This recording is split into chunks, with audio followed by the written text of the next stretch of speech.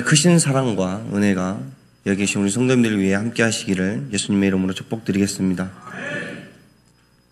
우리 박춘배 담임 목사님께서 정말 크게 느껴지는 하루입니다.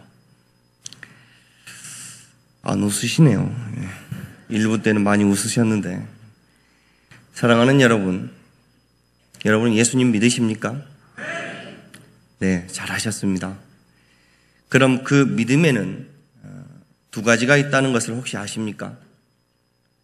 진짜 믿음과 거짓 믿음으로 구분되는 두 가지를 말씀드리는 게 결탄코 아닙니다. 진짜 믿음 두 가지를 말씀드리는 것입니다. 즉, 믿음에는 진짜 믿음 두 가지가 있습니다. 그럼 거두절미하고 바로 본문으로 들어가 보도록 하겠습니다. 로마서 1장 16절입니다. 내가 복음을 부끄러워하지 아니한다라고 기록하고 있습니다. 이 말을 성령의 은혜로 이 서신을 적었던 바울 선생님께서 특별히 우리에게 뭔가 더 알려주시기 위해 아니면 조금 더 우리에게 뭔가를 강조하시기 위해 문장 자체를 소극적이며 부정적인 문장으로 적었다는 사실에 우리는 주의해 봐야 합니다. 다시 말해 바울 선생님 속에서 정말 말하고 싶은 것은 나는 복음을 굉장히 자랑스럽게 여긴다라는 말이었습니다. 그것을 강조하기 위해 문장 자체를 이렇게 소극적이며 부정문으로 이렇게 기록해 놓으신 것이죠. 그리고 이렇게 한 후에 왜냐하면이라는 접속사가 들어갑니다. 그런데 우리나라 한글 성경에는 그 접속사가 빠져 있습니다. 원어 헬라어에 보면 가르라는 단어가 들어갑니다. 이 가르는 우리나라 말로 하면 왜냐하냐인 접속사가 되는 것이죠. 그런 후에 이 복음은 모든 믿는 자에게 구원을 주시는 하나님의 능력이 됨이라. 먼저는 유대인에게요, 그리고 헬라인에게로다. 여기서 모든 믿는 자라는 말은 즉 인간의 모든 특별한 경우를 이야기하는데 모든 절망과 모든 불가능에도 모든 믿는 자에게 구원을 주시는 하나님의 능력, 즉 이 복음이 아무리 어려워도 복음이 여러분 인생 가운데 적용된다는 힘 있는 말씀입니다. 믿으십니까? 그럼 이 16절을 종합적으로 다시 한번 우리가 귀에 알기 쉽게 들어오기 위해 다시 한번 읽어드리자면 이렇습니다. 나는 복음을 굉장히 자랑스럽게 여긴다. 왜냐하면 이 복음은 모든 절망 속에 있고 답이 없으며 불가능 속에 있는 인생일지라도 모든 믿는 자에게 구원을 주시는 하나님의 능력이 되기 때문이라.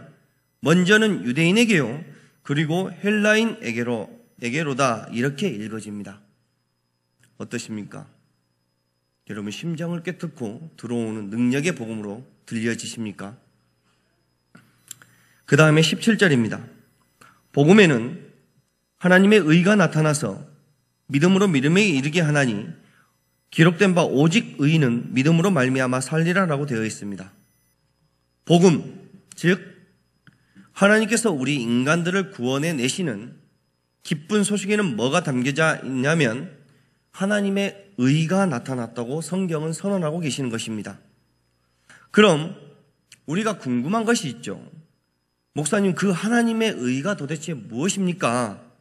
바로 여기서 등장하는 하나님의 의란 하나님의 완전하신 법과 거룩하신 성품에 완전히 부합되는 상태 또는 조건을 이야기합니다. 즉 하나님의 오르심이 하나님이 옳다고 인정하는 그것이 의가 된다는 것입니다.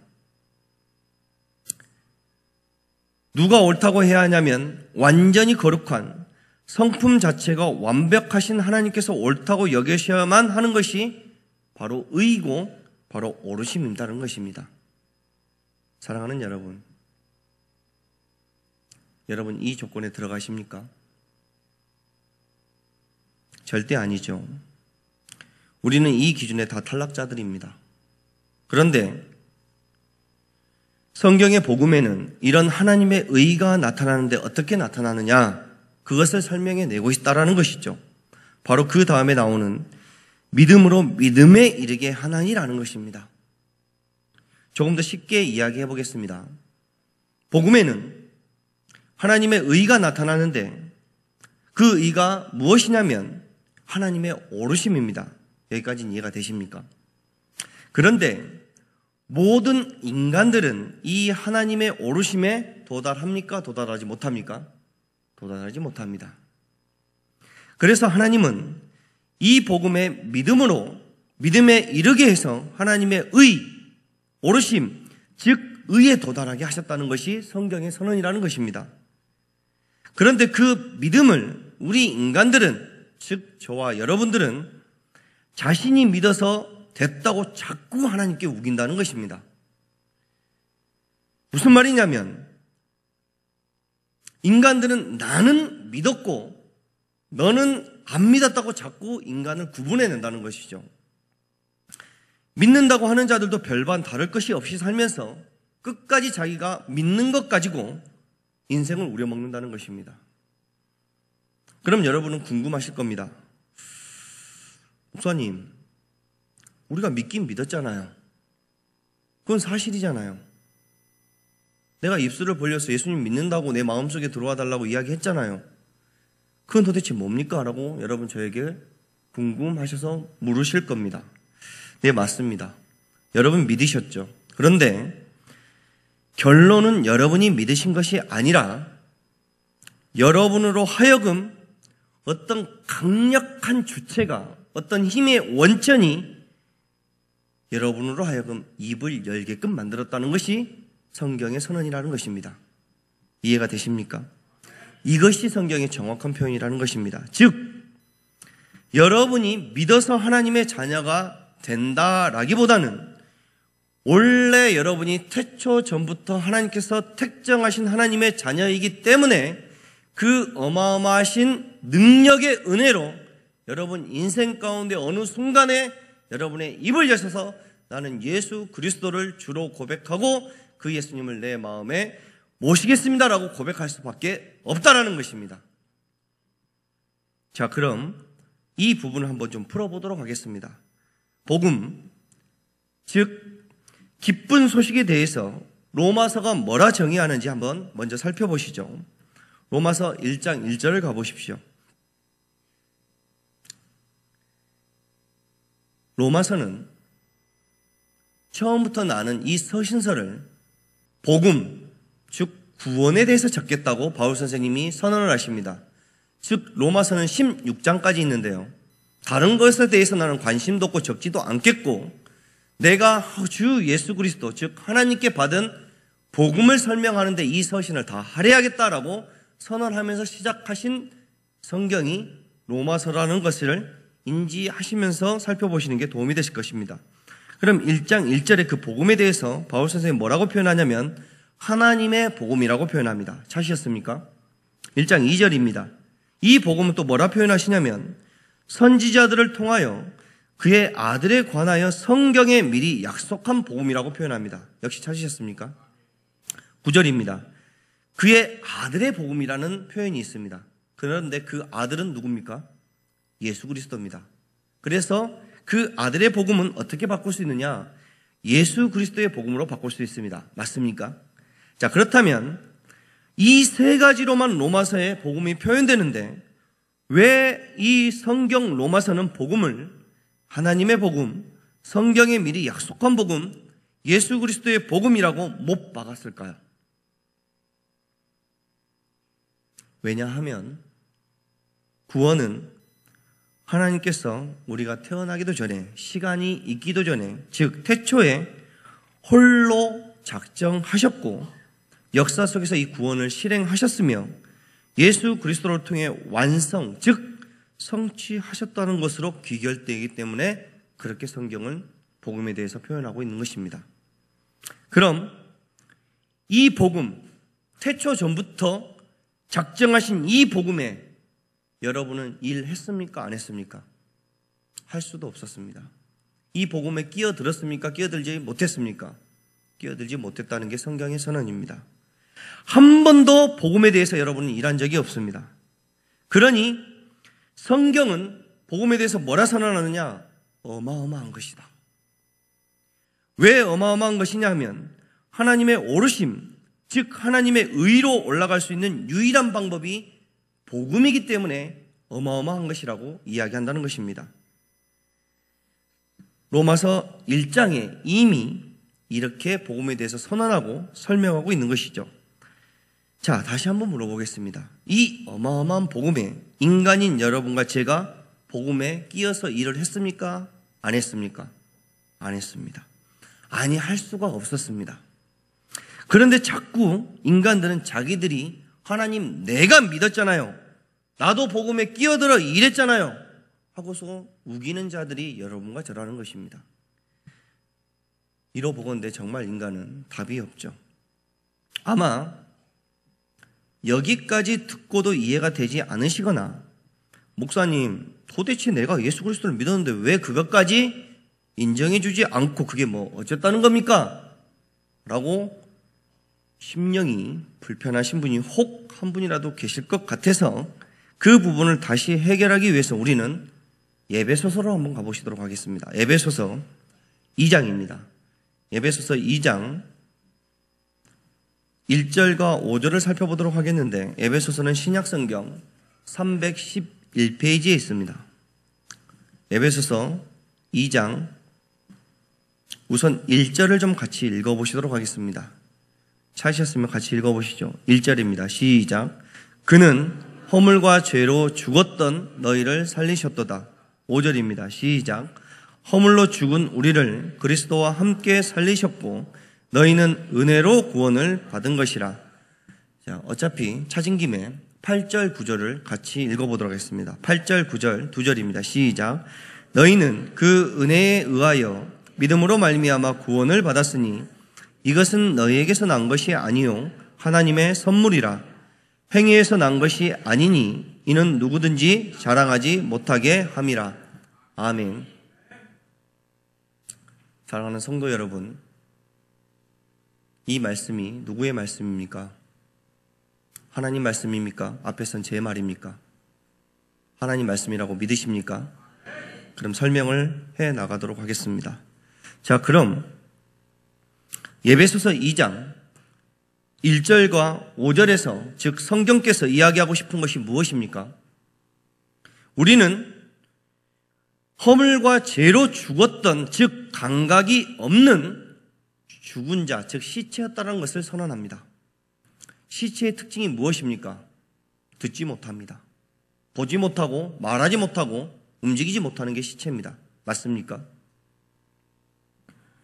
그럼 그러한 움직일 수 없는 반응할 수 없는 무감각인 시체를 누가 홀로 살렸다고 성경은 선언하고 계십니까? 하나님입니다. 맞습니까?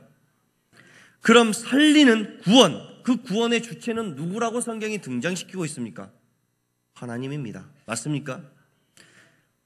아니, 여러분입니까? 여러분입니까? 하나님입니까? 하나님입니다. 그런데 우리 인간들은 계속해서 내가 믿어서 구원을 받았다고 끝까지 우긴다는 것입니다. 그래야 여러분들이 하나님 앞에 명분이 설 것 같아서 그러신 것 같은데 그런 우리를 위해 성경은 친절하게도 에베소서 2장 8절 9절까지 기록해 두셨다는 것이 감격스럽고 감사합니다. 그럼 우리는 이미 에베소서 2장 8절 9절을 읽었기 때문에 뭐라고 이야기합니까? 우리가 받은 구원은 은혜로 구원을 받았다고 선언했습니다. 맞습니까? 즉 여러분과 제가 한 것이 아니라 여러분과 제가 받은 구원은 여기서 시작된 게 아니라 외부에서 시작돼서 나에게 왔다라는 것입니다. 맞습니까? 이것이 여러분과 제가 받은 구원이라는 것입니다. 성경은 어떻게 표현하느냐? 그러니 선물이라는 것입니다. 선물은 내가 만들어서 나한테 하는 겁니까? 아니면 타인이 나한테 주는 것입니까? 전자입니까? 후자입니까? 후자입니다. 그래서 구원은 여러분이 한 겁니까? 외부로부터 나한테 들어온 것입니까? 외부로부터 들어왔다는 것입니다. 그 주체는 누구라고 성경은 선언하고 있습니까? 하나님이라고 이야기합니다. 그래서 누구든지 자랑하지 못하게 만들어놨습니다. 그런데 여러분과 저는 교회에서 그것을 자랑합니다. 행위를 자랑한다는 것이죠. 갈라디아서로 가보도록 하겠습니다. 여러분 찾지 마시고 제가 읽어보도록 하겠습니다. 갈라디아서 6장 14절입니다. 그러나 내게는 우리 주 예수 그리스도의 십자가 외에 결코 자랑할 것이 없다라고 선언합니다. 즉 구원은 하나님께서 홀로 태초에 작정하셨고 역사 속에서 역시 홀로 진행하시사 십자가에서 완성하셨으니 바울 선생님의 고백은 난 은혜와 구원이 그분으로 말미암아 왔으니 그분만 자랑하겠다는 선언을 내리고 계신다는 것입니다. 믿으십니까? 이 바울 선생님이 신약성경 몇 권 적으셨는지 아십니까? 13권 적으셨습니다. 여러분 성경 몇 권 적으셨습니까? 아니면 몇 문장 적으셨습니까? 한 문장도 적지 않는 자들이 저와 여러분입니다. 그런데 우리는 행위를 자랑하고 있고 성경을 성령님의 도우심으로 13권까지 적어내신 바울 선생님은 나는 자랑할 것이 없고 내 구원을 홀로 이루신 하나님만 자랑하겠다고 선언하고 계신다는 것입니다. 여러분이 행위를 자랑하는 그 결과 때문에 오늘날 복음의 문이, 전도의 문이 닫혔는지도 모르겠다는 사실을 여러분 한번 주의 깊게 여러분 인생을 돌아봐야 될 것입니다. 바로 이 구원, 내가 아닌 외부로부터 나에게 들어와서 나에게 적용된 은혜와 구원을 오늘 본문 로마서 1장 10절에 17절에 하나님의 의가 되시는 것이고 이것이 믿음으로 믿음에 이르게 한다는 두 믿음 단어 중에 처음에 등장하는 믿음에 해당하는 것이라는 것입니다. 아마 조금 어려우실 것입니다. 그래서 로마서 1장 17절에 믿음으로 믿음에 이르게 한다라는 표현은 하나님께 대한 신뢰, 즉 믿음이라는 결과가 하나님께서 먼저 우리에게 은혜를 베푸셔서 우리에게 자신을 나타내시고 당신을 우리 인간에게 알리셔서 생기는 구원의 결과를 말하는 것이라는 것입니다. 그러니까 믿음으로 믿음에 이르게 한다는 뜻은 우리들이 하나님에 대한 믿음을 만들어내는, 즉 우리 인간들이 하나님에게 대한 항복을 만들어내는 하나님의 의가 어디에 나타난다는 것입니까? 복음에 나타난다는 것입니다. 이것이 두 번째 단어 믿음에 대한 이야기입니다. 설명할수록 어려우신가요? 즉 17절을 여러분이 알기 쉽게 다시 한번 번역하자면 이렇습니다. 잘 들어보십시오. 복음에는 하나님의 의가 나타나는데 하나님께서 인간에 대해 신실하신 구원을 베푸셨으므로 인간이 하나님에게 대하여 신실하게 된다는 것이다. 기록된 것처럼 의인은 하나님께 대하여 신실하게 사는 자들이다. 혹은 정직하게 사는 자들이다. 혹은 믿음으로 사는 자들이라고 번역될 수 있습니다. 여러분 하나님에 대해서 신실하십니까? 하나님께 대해서 여러분 정직하십니까? 하나님께 대해서 100% 믿음으로 사십니까? 하나님께서 여러분을 구원하신 그 믿음이 있으면 그 믿음이 반석으로 돼서 이 믿음이 같이 합해져서 여러분이 하나님만 바라게 되는 믿음으로 그분께 영광을 돌리겠다는 선언이 믿음으로 믿음에 이르게 한다라는 로마서 17절에 1장 17절의 선언이라는 것입니다. 그럼 구약의 말씀이 인용된 하박국서를 좀 살펴보도록 하겠습니다. 하박국서 2장 4절을 보면 보라 그의 마음은 교만하며 그 속에서 정직하지 못하나 의인은 그의 믿음으로 말미암아 살리라 기록되고 있습니다. 믿으십니까? 왜 이러한 일이 일어납니까? 보라 그의 마음은 교만하며 그 속에서 정직하지 못하나라는 인생이 있다라는 것입니다. 왜 이러한 인생이 있습니까? 믿음으로 믿음에 이르게 한다라는 첫 번째 단어의 믿음, 즉 구원을 받지 못한 사람은 하나님의 신실하신 구원을 받지 못한 사람이기 때문에 존재론적으로 그리고 본질적으로 그리고 신분적으로 하나님과 사람들에게 신실하게 대할 수 없기 때문에 그렇다는 것입니다. 그러나 의인은 믿음으로 말미암아 살리라 라고 기록된 그 후반절의 말씀, 여러분 누가 의인입니까? 여러분 의인이십니까? 하나님께서 신실하게 일하심으로 구원을 베푼 신자들이 의인이 되는 것입니다. 왜 이렇게 자신이 없으십니까? 여러분이 신실하게, 하나님께서 여러분에게 신실하게 구원을 베푸셨습니까? 안 베푸셨습니까? 베푸셨습니다. 그럼 여러분 누구의 자녀입니까? 하나님의 자녀라는 것입니다. 그럼 여러분은 의인입니까? 아닙니까? 자신이 없으시죠. 조금 더 성경을 보도록 하겠습니다.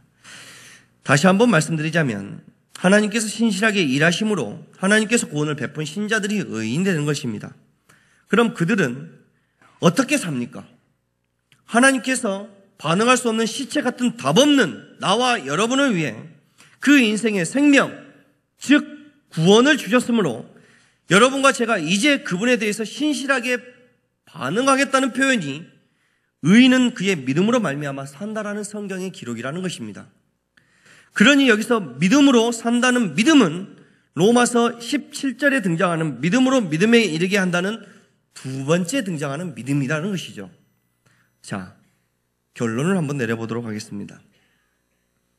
하나님께서 저와 여러분들에게 지금 뭐라고 이야기하십니까? 복음에는 하나님의 의가 나타나서 믿음으로 믿음에 이르게 한다고 이야기하십니다. 계속해서 말씀드리고 있는 문장이죠.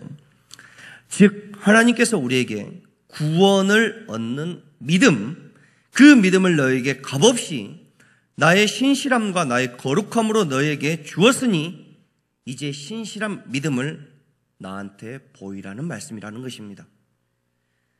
이것이 믿음으로 믿음에 이르게 한다는 것이라는 것이죠. 그러니 이 문장은 세상 사람, 즉 이 교회당 바깥에 있는 사람에게 적용되는 것이 아니라 여기 모인 저와 여러분에게 지금 하나님께서 적용시키시고 선언하시고 촉구하시는 말씀이라는 것을 우리는 깨달을 수 있다는 것입니다. 하나님께서 신실한 믿음을 우리에게 먼저 주셨으니 그 믿음을 받은 자는 근본적으로 신분적으로 다시 하나님을 신실하게 의지하는 믿음을 하나님 앞에 보일 수밖에 없다라는 것입니다. 다 무너뜨리고 최고로 쉽게 이야기하자면 내가 너를 살렸으니 너는 내 자녀답게 살으라는 표현이 믿음으로 믿음에 이르게 한다는 표현입니다. 이것이 하나님의 의, 오르심입니다. 사랑하는 여러분, 여러분 하나님 자녀이십니까? 일부 성도님보다 자신감이 있으신 것 같습니다. 다시 한번 묻겠습니다. 여러분 하나님의 자녀이십니까? 왜 두 번 이야기하신 목소리가 커지신지 저도 잘 모르겠는데, 그럼 믿음으로 믿음에 이르게 하는 삶을 사시기 바랍니다. 이것이 우리의 본분입니다.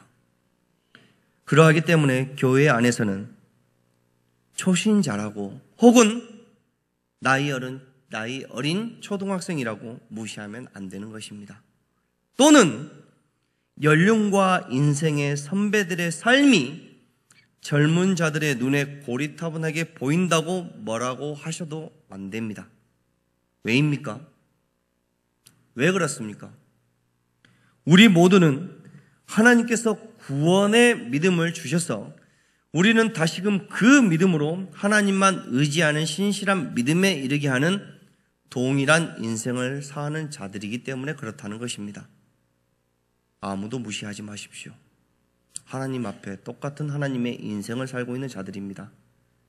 행위를 자랑하지 마십시오. 그 자랑을 못하게 하나님께서 100% 구원과 복음은 내 것이라고 선언하고 계시는 것을 기억하시길 바랍니다. 사랑하는 여러분, 또한 여러분들은 하나님께 기쁘게 항복하십시오. 이것이 구원받은 자들의 삶과 인생이기 때문에 그렇습니다. 우리는 하나님을 못 이깁니다. 왜입니까? 당연히 목사님, 그분은 하나님이시고 나는 흙집과 흙을 딛고 사는 인간인데 어떻게 이기겠습니까? 그것이 아닙니다.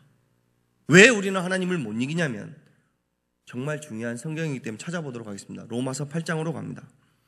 로마서 8장 32절입니다. 로마서 8장은 신약성경 250페이지에 있습니다.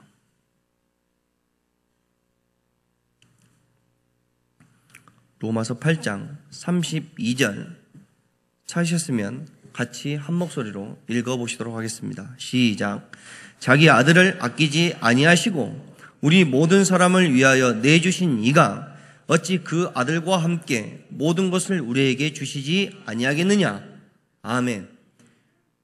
여러분 은혜가 되십니까? 여러분 이 말씀을 어떤 성도들은 오해하고 오인합니다. 어떻게 오인하느냐? 나한테 모든 걸 다 준대. 좋은 걸 다 준대. 아싸라비야 하고 이 성경을 본다는 것입니다. 여러분 이 성경이 그 뜻이 아닙니다. 자기 아들을 아끼지 아니하시고 우리 모든 사람을 위해 내줬다는 것입니다. 그 아들이 무엇을 성취하셨습니까? 여러분과 저의 구원을 완성했다는 것입니다. 그럼 이 순간 하나님께서 여러분의 구원을 위해 아들까지 줬는데 무엇을 안 주시겠냐는 것입니다. 즉 여기서 모든 것이라는 것은 여러분의 구원에 필요한 모든 것이 오늘, 내일, 모레, 어제 모든 것이 발동돼서 여러분이 이 자리에 있다는 것을 선언하는 것입니다. 여러분의 구원을 위해 지금도 이렇게 선포하고 계시는 하나님을 우리 인간들은 이길 수가 있겠습니까? 우린 절대 못 이깁니다. 왜요? 하나님은 여러분들의 구원을 이루시기 위해 오늘이 마치 마지막인 것처럼 존재하고 일하시고 계신다는 것입니다. 그런데 우리 인간들은 그런 하나님의 뜻을 무시하고 그 하나님을 이용해 내일을 살려고 하는 자들이 우리 인간이라는 것입니다. 그러니 오늘이 마지막인 것처럼 우리에게 신실하게 대하는 하나님을 내일을 살려는 저와 여러분이 못 이긴다는 것입니다. 이것이 성경에서 우리에게 구원의 확신을 주시는 이유라는 것입니다.